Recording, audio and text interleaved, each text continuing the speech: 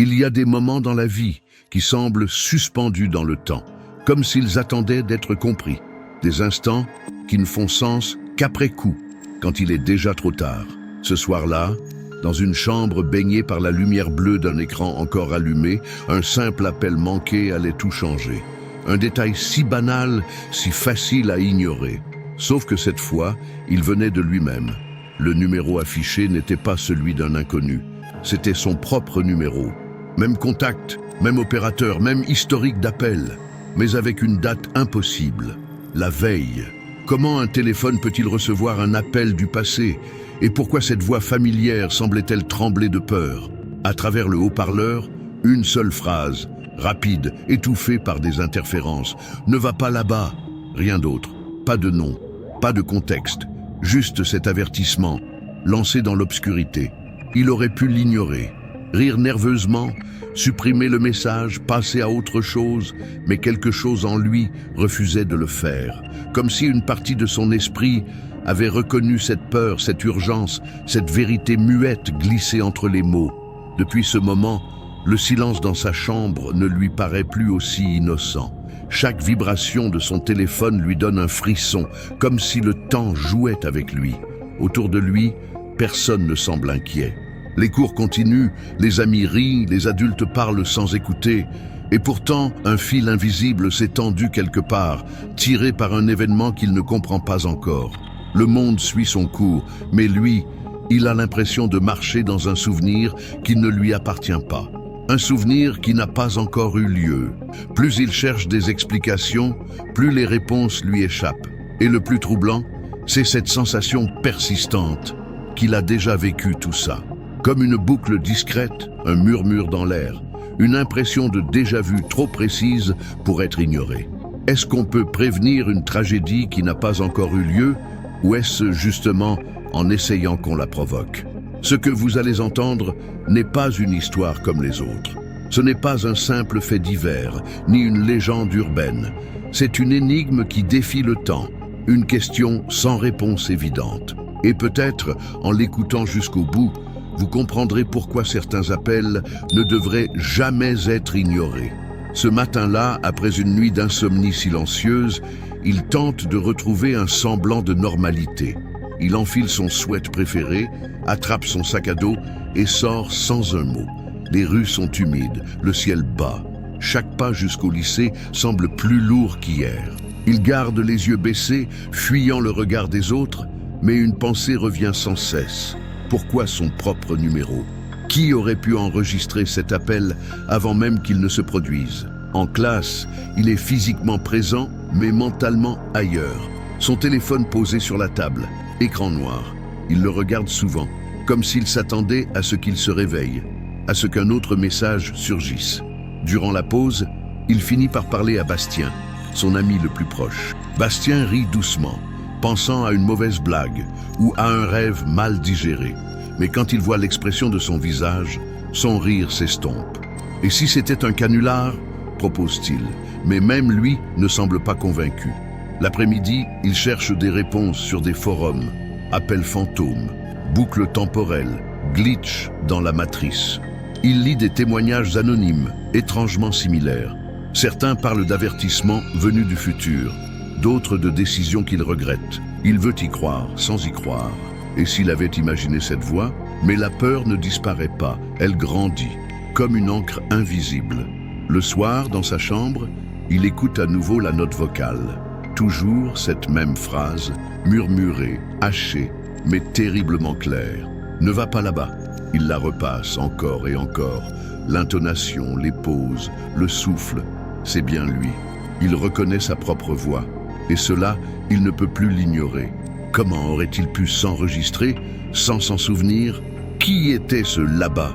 Et que devait-il éviter, au juste? Il ouvre son agenda, revoit sa journée d'hier. Tout semblait banal. Mais un souvenir ressurgit. Il était passé devant un vieux bâtiment en ruine, à quelques rues du lycée. Il n'y avait jamais prêté attention, sauf hier. Quelque chose là l'avait arrêté. Juste un instant, un frisson. Il n'était pas entré, bien sûr, mais et si c'était ce lieu que sa propre voix tentait d'éviter? Pourquoi ce souvenir revenait-il maintenant? Et s'il avait déjà été là, sans s'en rendre compte? Le lendemain, il prend une décision qu'il ne sait pas encore s'il regrettera. Après les cours, au lieu de rentrer chez lui, il change de direction. Il prend la ruelle étroite qui mène à la vieille construction qu'il avait croisée quelques jours plus tôt. Le ciel est gris et le vent semble souffler uniquement dans sa direction. Le bâtiment, autrefois une école ou peut-être un petit centre communautaire, est désormais laissé à l'abandon. Les fenêtres sont murées ou brisées. La porte entr'ouverte laisse deviner une obscurité presque vivante. Il reste immobile de longues secondes, le cœur battant fort. Tout son être semble lui crier de faire demi-tour, mais quelque chose d'encore plus fort le pousse à s'approcher.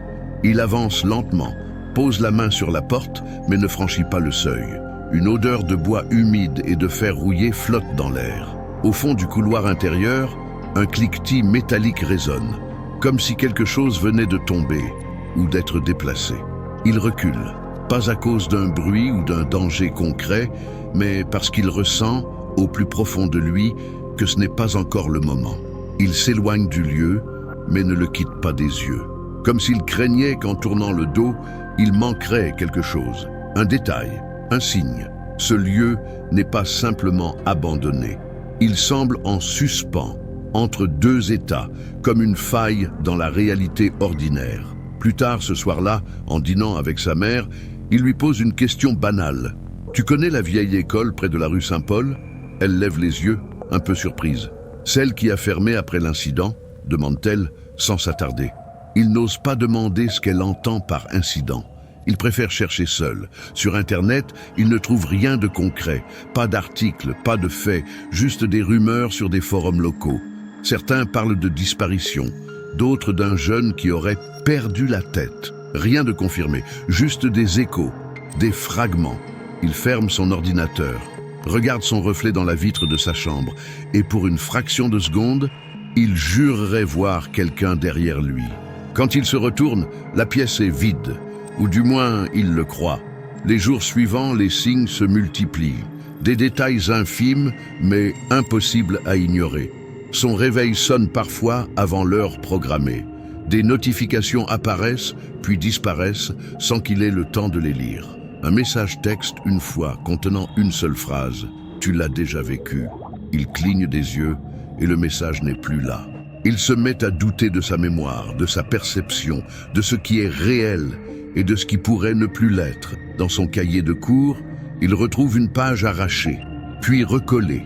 Une écriture qui ressemble à la sienne, mais pas tout à fait. Une note énigmatique, il faut fermer la boucle. Rien d'autre, pas de signature, pas de contexte. Il en parle à personne. Il a trop peur de passer pour fou. Pourtant, chaque fibre de son être lui dit que ce n'est pas une illusion, que quelqu'un ou quelque chose tente de le guider ou de le piéger. Il rêve souvent, mais ce ne sont pas des rêves normaux. Il se voit courir dans un couloir sombre, toujours le même, avec des portes closes de chaque côté. Derrière lui, un bruit de pas, jamais assez proche pour le rattraper, jamais assez loin pour disparaître. Il se réveille en sursaut, le souffle court, le cœur affolé. Et chaque matin, il sent que quelque chose a changé en lui, comme s'il revenait d'un autre endroit. Un après-midi, alors qu'il trie de vieux objets dans sa chambre, il retrouve un dessin plié qu'il ne se souvient pas avoir fait. C'est un croquis approximatif du bâtiment abandonné, vu de l'intérieur. Dans un coin du papier, une flèche rouge pointe vers une pièce marquée d'un simple mot. Ici, il reste figé. Ce n'est pas une coïncidence. Quelqu'un a voulu qu'il le retrouve. Ou bien c'est lui-même, dans un autre moment, qui a laissé cette trace. Alors qu'il observe le dessin à la lumière du bureau, son téléphone vibre une fois de plus. Il le saisit avec précaution. Aucun appel, aucun message. Juste un changement subtil dans le fond d'écran. Une image sombre, indéchiffrable, mais familière. Comme si son appareil captait quelque chose qu'il ne peut pas encore voir. Il comprend alors que le temps n'est peut-être pas une ligne, mais une boucle. Le lendemain, il n'attend plus de signes. Il prend son sac, une lampe torche, et retourne au bâtiment abandonné. Cette fois, il franchit la porte. L'intérieur est silencieux, figé. L'air est plus froid qu'à l'extérieur. Et une fine poussière danse dans les rayons de lumière qui filtrent à travers les fissures. Chaque pas qu'il fait résonne comme un écho dans un lieu oublié. Pourtant, il sent qu'il est attendu. Le couloir central est long, bordé de pièces vides aux portes entr'ouvertes. Des bureaux cassés, des papiers jaunis, des tableaux encore accrochés au mur témoignent d'un passé suspendu. Il entre dans une salle marquée d'une croix rouge, peinte à la bombe. À l'intérieur, un matelas posé à même le sol, des emballages vides, une lampe à piles éteinte. Quelqu'un a vécu ici récemment. Sur un mur, il découvre une série de polaroïdes collés de façon irrégulière. Des photos sombres, floues, presque toutes illisibles, sauf une. Il s'y reconnaît, debout, devant ce même bâtiment, vêtu exactement comme aujourd'hui. Mais cette photo, il ne l'a jamais prise. Il recule, pris d'un vertige. Comment est-ce possible? Il regarde autour, tente de comprendre, mais le silence lui répond. Dans un coin de la pièce, il trouve un objet familier, une montre qu'il croyait perdue depuis des années. Il la ramasse et en l'observant remarque un minuscule bouton sur le côté qu'il n'avait jamais vu. En l'activant, un bip discret retentit suivi d'un enregistrement. Sa propre voix essoufflée, paniquée. « Si tu entends ça, il est déjà trop tard, mais tu peux encore changer la fin. » Il sursaute, regarde autour, s'attend presque à voir surgir une version de lui-même. Mais il est seul. L'écho de sa respiration devient plus lourd. Il comprend que tout cela dépasse la logique, les lois du monde connu. Ce n'est pas un hasard, ni un jeu. Il est au cœur d'un avertissement que lui-même a laissé. Mais pourquoi? Et surtout, de quoi devait-il se protéger? Si cette histoire vous intrigue autant que lui, pensez à vous abonner à la chaîne et à liker cette vidéo.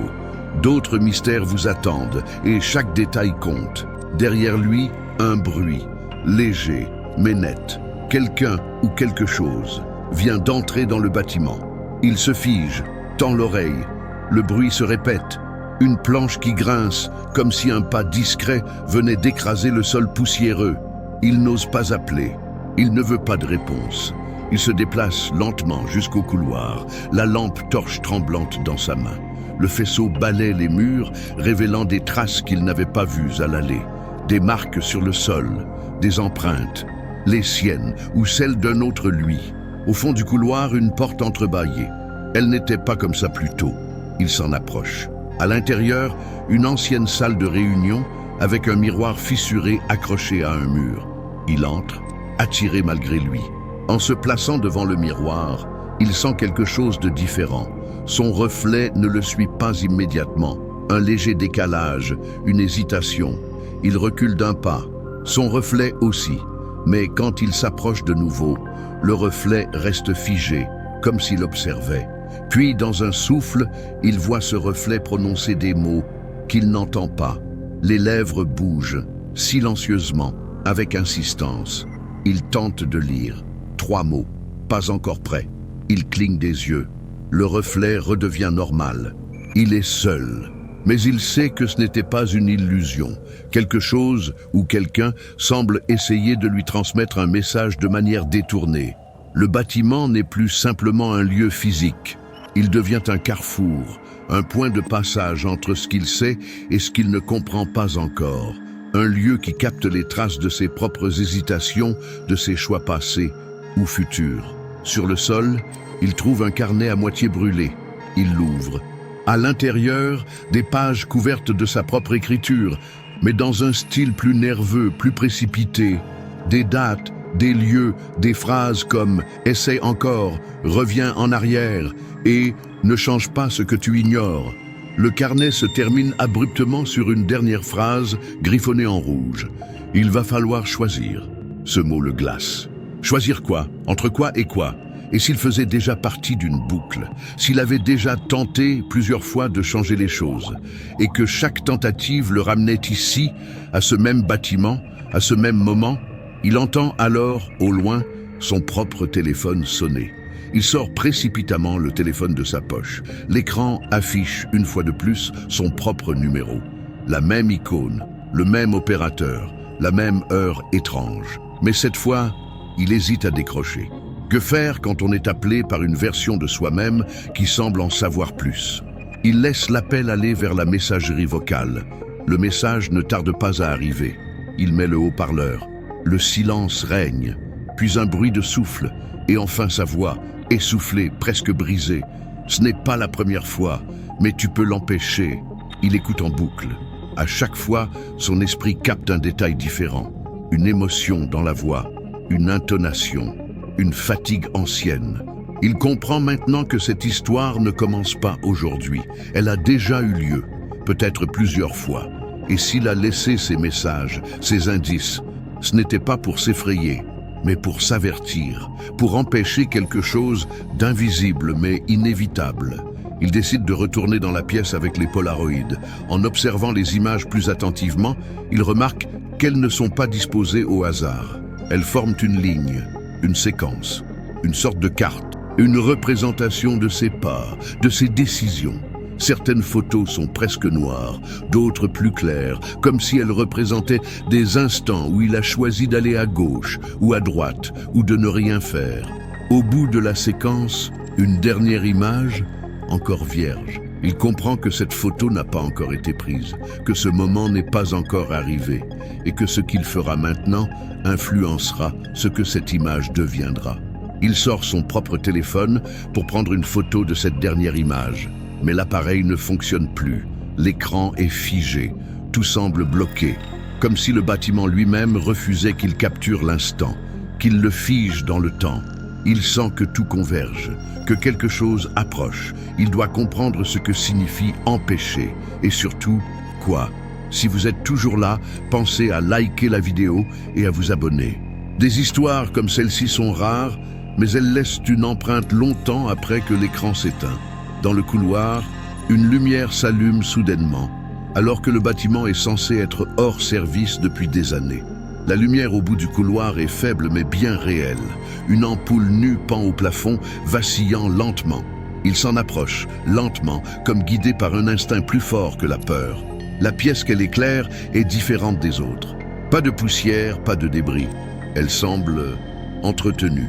Sur un bureau, une lampe à huile encore chaude, et un carnet ouvert, comme si quelqu'un venait à peine de partir. Il lit les pages du carnet. Elles décrivent ses moindres mouvements depuis qu'il est entré dans le bâtiment. Chaque pensée, chaque hésitation, écrite à l'encre noire, dans une écriture qui ressemble étrangement à la sienne. Plus loin, un passage plus ancien, signé par un prénom identique au sien, suivi d'une date, 5 jours dans le futur. Il sent un vertige. Ce n'est plus seulement une histoire d'appel ou de message. C'est une superposition de lignes temporelles, d'essais, de boucles. Et dans chaque tentative, quelque chose l'a ramené ici. Ce lieu n'est peut-être pas hanté, il est peut-être chargé, saturé d'intentions non accomplies, d'actions interrompues, de versions de lui-même qui n'ont jamais réussi à faire le bon choix. Un cliquetis derrière lui le fait se retourner brusquement. Personne. Mais la lampe à huile s'est éteinte toute seule. Il allume sa torche, le souffle court. Tout lui indique que l'endroit est vivant, ou du moins conscient de sa présence. Il sent qu'il a réveillé quelque chose en trouvant ce carnet, une mémoire ancienne, un écho. Il pense à quitter les lieux, à sortir, respirer, retrouver le réel. Mais en s'approchant de la porte, il remarque un miroir de poche posé sur une chaise. Il l'ouvre et à l'intérieur, son reflet, encore une fois, ne le suit pas immédiatement. Mais cette fois, le reflet sourit, un sourire doux, triste et fatigué. Puis, sans prévenir, le reflet lève une main lentement et pointe quelque chose derrière lui. Il se retourne, mais il n'y a rien, juste le mur. Sauf qu'en s'en approchant, il découvre une trappe, discrète, dissimulée derrière un ancien panneau. Il l'ouvre, révélant un escalier étroit menant vers le sous-sol. L'air qui s'en échappait lourd, chargé de quelque chose d'indescriptible. Et s'il était enfin sur le point de comprendre pourquoi il a tenté encore et encore de s'avertir lui-même, les marches grincent sous ses pas alors qu'il descend lentement dans l'obscurité. Chaque pas est un pas vers l'inconnu, mais aussi vers une vérité qu'il sent proche, presque palpable. Le sous-sol n'est pas vaste. Il est étroit, bas de plafond et semble avoir été aménagé récemment. Sur les murs, des feuilles griffonnées accrochées par des punaises rouillées. Certaines sont blanches, d'autres noircies de symboles, de mots, toujours les mêmes.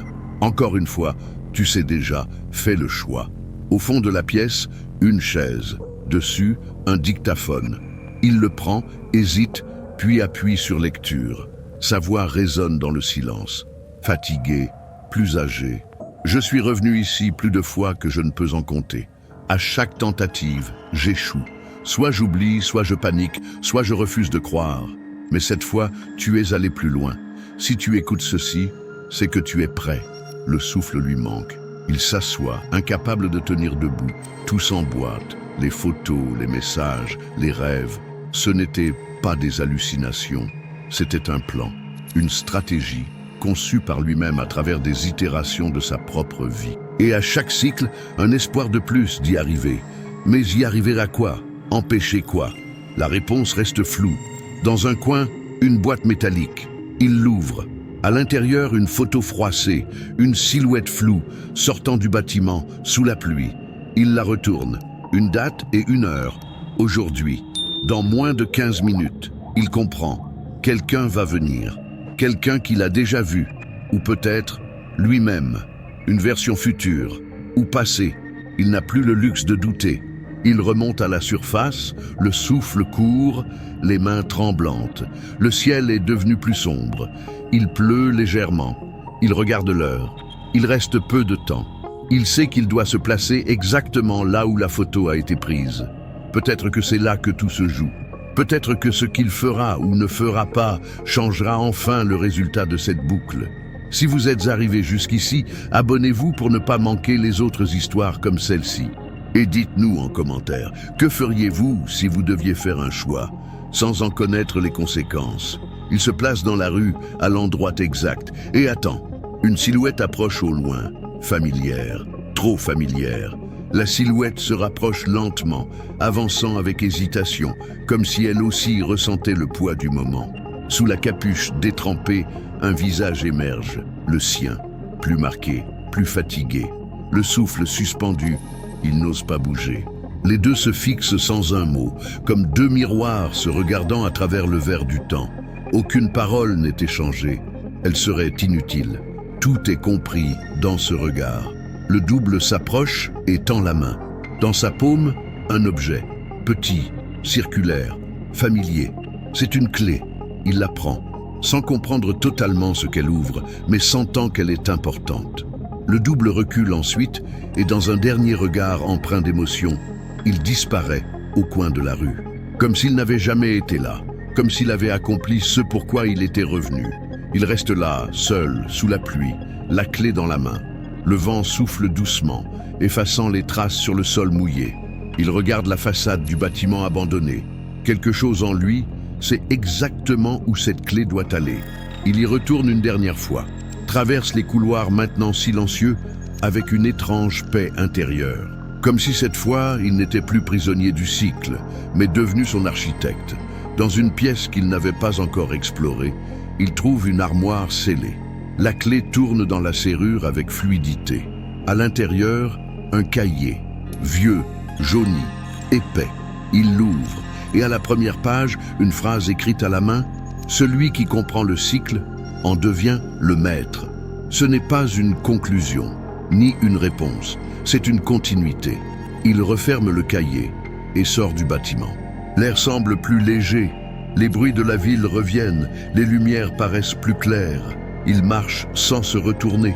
Peut-être que la boucle s'est enfin refermée, peut-être qu'il vient d'en ouvrir une nouvelle. Mais une chose est certaine, il n'ignorera plus jamais ce que son propre silence tente de lui dire.